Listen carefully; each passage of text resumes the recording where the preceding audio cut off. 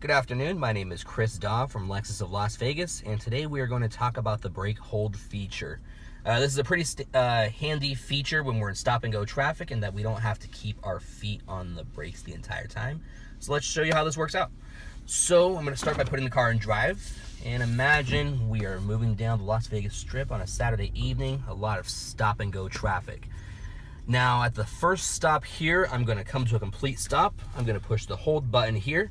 At this moment here, you see two hold lights on. One's green, means the system's activated itself, and the yellow one being that it's actually activated for this moment.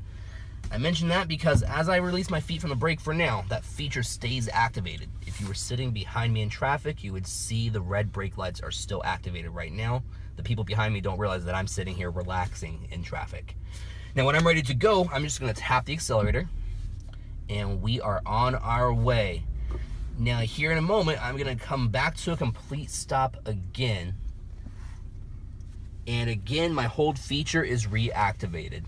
And that is the hold feature available on the 2017 Lexus RX 350.